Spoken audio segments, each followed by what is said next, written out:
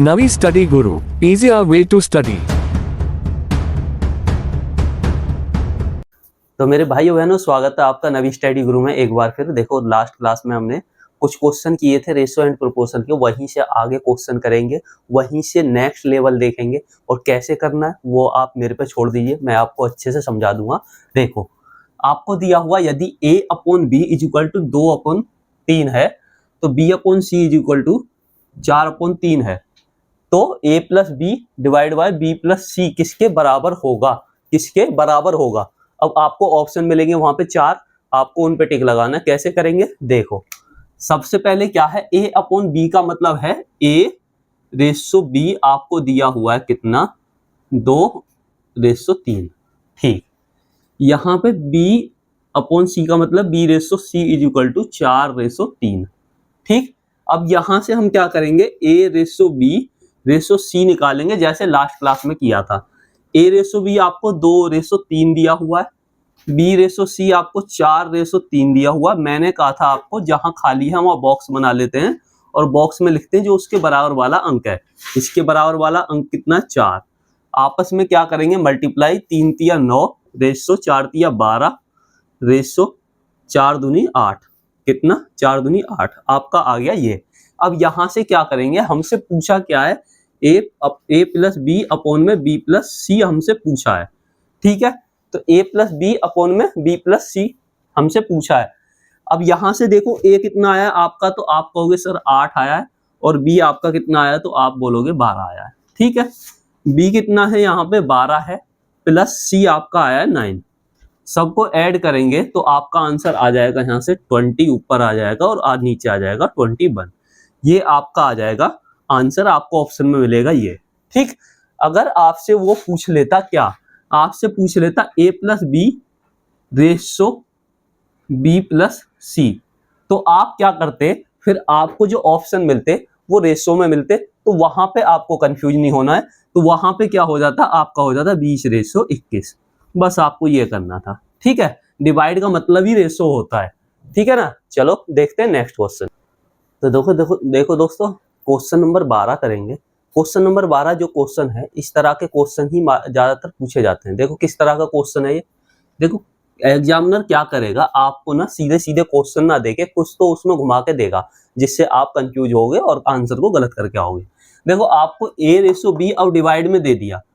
ठीक है, b ratio C B 1/3 ratio 1/5/9, ऐसी c रेशो d दे दिया।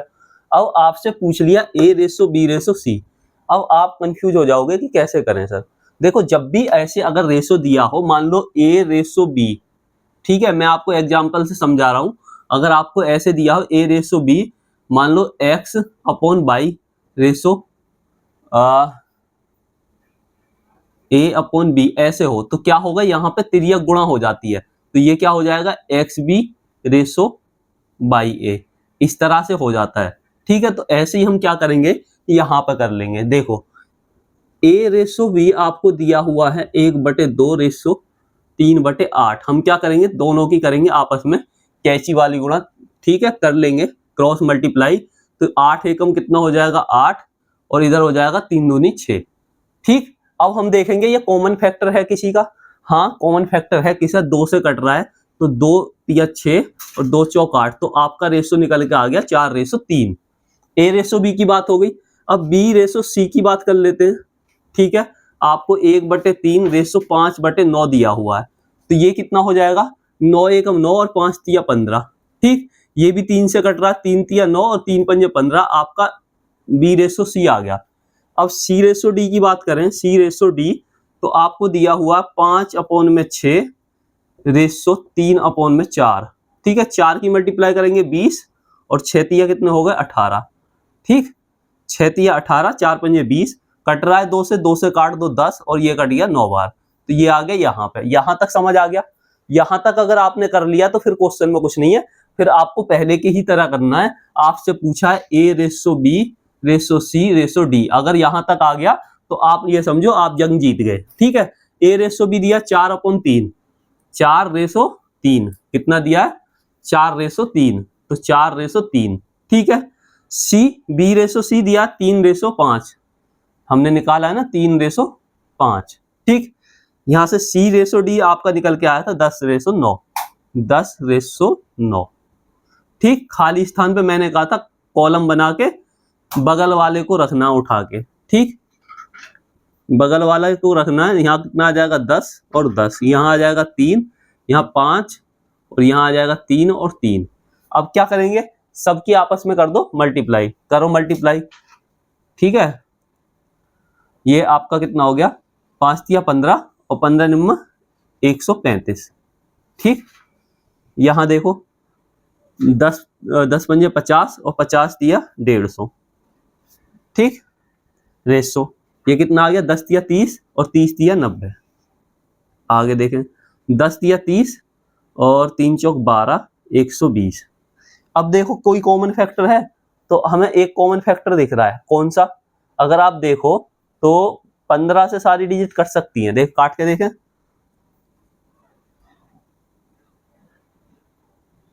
15 अट्ठे 120 और आपका 15 छिक्का 90, 15 दिशाम 150 और 15 निम्मा 135।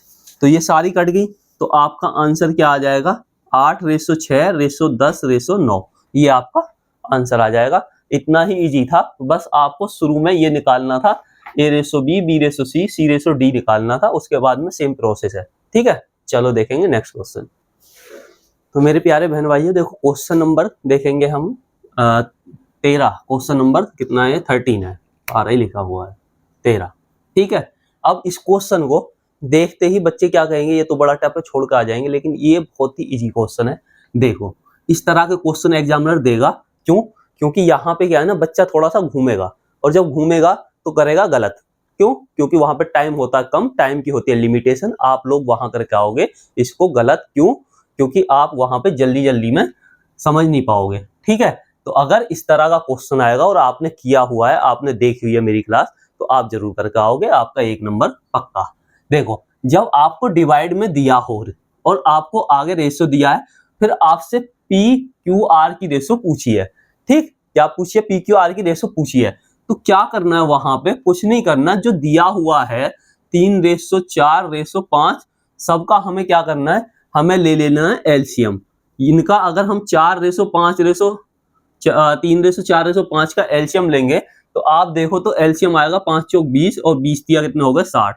60 आ गया एलसीएम। ठीक है, जब 60 एलसीएम आ गया तो यहाँ कितना आ जाएगा, तो आप कहोगे यहाँ आ जाएगा आपका 3 से कितने बार कट रहा है, 2 बार। कितने बार, 2 बार। ठीक है, तो ये आपका आ जाएगा 20। कितना आ गया, 20, 3 दूनी 6, ये आ जाएगा 20 रेशो। इससे काटेंगे कितना आ जाएगा, 15 चौके 60, 15 रेशो। और 5 से कितने बार कटेगा, तो 12 पंजे 60, 12। अब ये आ गया, तो यहाँ पे क्या है ना, जो डिवाइड में आपने रेशो लिया, रेशो आपका कुछ नहीं होता, जो ऊपर आपकी वैल्यू आई है निकल के, जो आपका अनुपात आया वही आपका आंसर होता है। आंसर क्या आ जाएगा, 20/15/12। इस तरह का क्वेश्चन आएगा, कंफ्यूज नहीं होना, एलसीएम लेके आपको कर देना है, बस फट से आपको निशान लगा देना है, आपका आंसर हो जाएगा सही। ठीक है, चलो देखेंगे नेक्स्ट क्वेश्चन। तो दोस्तों देखो, एक क्वेश्चन और ले लिया मैंने सेम, जैसा अभी पीछे वाला क्वेश्चन कराया था वही सेम ले लिया है, इस तरह का क्वेश्चन ही, ताकि आप कंफ्यूज ना हो। देखो, यहाँ पे 1/x ratio 1/y ratio 1/z आपको 2/3/5 दिया हुआ है, x y z रेशो पूछा है आपका, कैसे करेंगे। देखो, अभी मैंने बताया था, जब ऐसा क्वेश्चन हो कि आपको डिवाइड में दिया है और रेशो दे रखा है, तो कुछ नहीं करना, आपको क्या करना है, आपको ले लेना है एलसीएम। आपको क्या ले लेना है, एलसीएम ले लेना है। ठीक है, अगर आप एलसीएम लेके करोगे फटाक से हो जाएगा। कितना एलसीएम आएगा, तो आप 5 दूनी 10, 10 दिया 30, 30 एलसीएम आएगा। जब 30 एलसीएम आएगा तो 30 आपका आ गया एलसीएम। ठीक, यहाँ लिख लो, 30 एलसीएम आ गया, तो कितना आ जाएगा, 2 से काटेंगे तो कितना आ जाएगा, 15 रेशो, 3 से काटेंगे 10 और 5 से काटेंगे 6। तो अब आप देखो, किसी से कट रहा, नहीं कट रहा। मैंने कहा था जो आप एलसीएम लोगे उसको भूल जाओ, आपका जो ऊपर आ रहा है वो आपका आंसर होगा। 15/10/6 ये आपका आ जाएगा आंसर। कितना इजी था, सेकंडों में क्वेश्चन होंगे अगर आप ट्रिक से चलोगे। ठीक है, चलो देखेंगे नेक्स्ट क्वेश्चन। तो दोस्तों देखो, ये आ गया आपके सामने एक और धांसू क्वेश्चन। देखो, ये धांसू क्वेश्चन क्यों कह रहा हूं मैं इसको, क्यों?